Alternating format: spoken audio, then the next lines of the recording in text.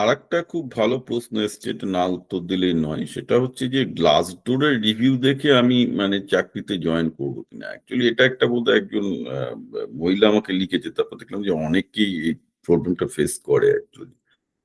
যে একটা কোম্পানিতে আপনি জয়েন করতে যাবেন, ভালো অফার পেয়েছেন, আপনার জব রোলটাও ভালো লাগছে, কিন্তু আপনি তারপর কি করবেন, সেই কোম্পানিটা কেমন সেটা জানার জন্য আপনি গ্লাসডোরের রিভিউ দেখতে যান। এবার গ্লাসডোরের রিভিউ দেখতে গিয়ে দেখলেন সেই কোম্পানির এগেনস্টে অসংখ্য কিস্তি, ফার্স্ট এমপ্লয়ীদের যে ঠিক সময় মায়না দেয় না, এই করে না ওই করে না, মানে একদম এক্সট্রিম স্কিউড রেসপন্সিবল।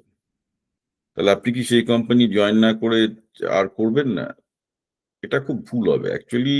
যেটা রিসার্চে দেখা গেছে, সেভারাল সার্ভে, গ্লাসডোর কোনো রিলায়েবল জায়গা না। গ্লাসডোরে তো কোনো মানে সেই কোম্পানির এমপ্লয়ি হতে হয় না। গ্লাসডোর এমন একটা জায়গা যেখানে এমপ্লয়িরা যা খুশি লিখতে পারে, আর সেটাকে ইরেজ করার জন্য এমপ্লয়াররা কোনো একটা কোম্পানিকে হায়ার করে সেখানে তাদের আরো 200টা ফেক এমপ্লয়ি তৈরি করে ভালো ভালো রিভিউ দিতে পারে। অর্থাৎ গ্লাসডোরের ভালো রিভিউ বা খারাপ রিভিউ এগুলো কোনো রিলায়েবিলিটি নেই।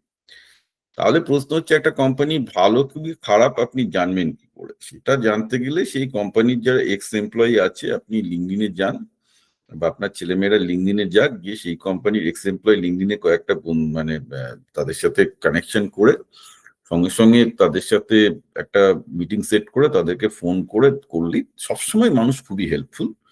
আপনারা মানে সেই সেই কোম্পানির পাস্ট এমপ্লয়ীদের লিঙ্কডিনে অনায়াসে পেয়ে যাবেন। তাদের কাছে ডিরেক্টলি ফোন করে জিজ্ঞেস করুন, কেউ মিথ্যা কথা বলবে না, একদম আপনাকে সঠিক ফিডব্যাক দিয়ে দেবে। সুতরাং গ্লাসডোরের রিভিউর উপর ভিত্তি করে আপনি কোনো ভালো সুযোগ হারাবেন না। যেটা করবেন, প্রাক্তন এমপ্লয়ীদের লিঙ্কডিনে খুঁজে ঠিকঠাক ভাবে জিজ্ঞাসা করে ঠিকঠাক ভাবে করুন। অবভিয়াসলি একটা কোম্পানি ডিউ ডিলিজেন্স করা উচিত জয়েন করার আগে, এবং সেটা পাস্ট এমপ্লয়ীদের কাছ থেকে করুন।